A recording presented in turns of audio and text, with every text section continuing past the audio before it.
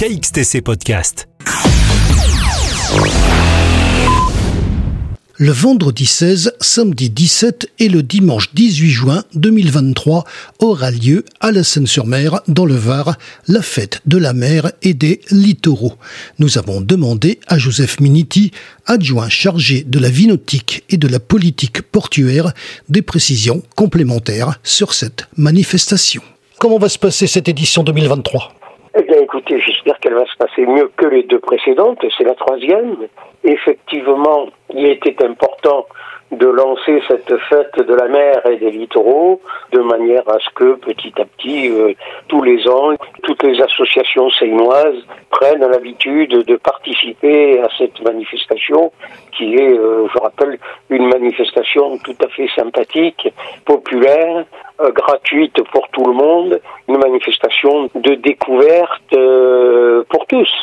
Aussi bien pour ceux qui n'ont jamais pratiqué le catamaran de plage et qui ont envie de s'essayer à ce sport, à l'aviron ou à la plongée.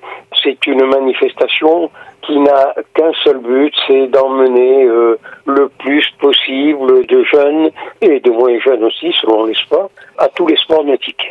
Comment s'est passé les deux éditions précédentes ? Ça s'est très bien passé. Le point essentiel est le point météo. Les 2 années précédentes, nous avons eu une belle météo. Et là, manifestement, cette année, la météorologie sera avec nous encore une fois.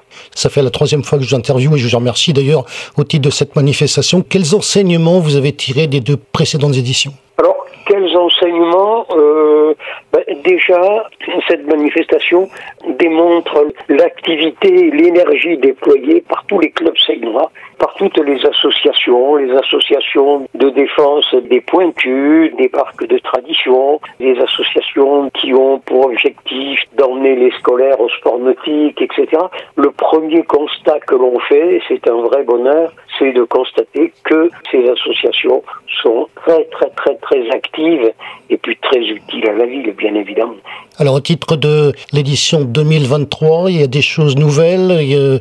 Qu'est-ce que vous prévoyez ? Non, il n'y a pas de choses nouvelles. Il y a une mise en place qui se fait selon les sites. Par exemple, l'année dernière, les démonstrations de chiens sauveteurs des Terre-Neuve qui avaient eu lieu sur la plage de Fabregat, cette année aura lieu sur le parc de la Navale. Par contre, la course d'objets flottants non identifiés qui s'était faite, elle, sur le port du centre-ville, se fera au fond de la baie du Lazaret, à proximité du club d'aviron. Le long de la corniche, ce sont les changements de lieu. L'année dernière, nous avions également une démonstration de sauvetage en mer avec la Société nationale de sauvetage en mer et un hélicoptère de la Marine nationale. Cette année, il se trouve que la vedette du sauvetage en mer de Sermandrier ne sera pas disponible. Cet exercice de sauvetage ne se fera que la semaine suivante, c'est-à-dire nous allons l'intégrer au fait de la Saint-Pierre sur le port de Saint-Elme.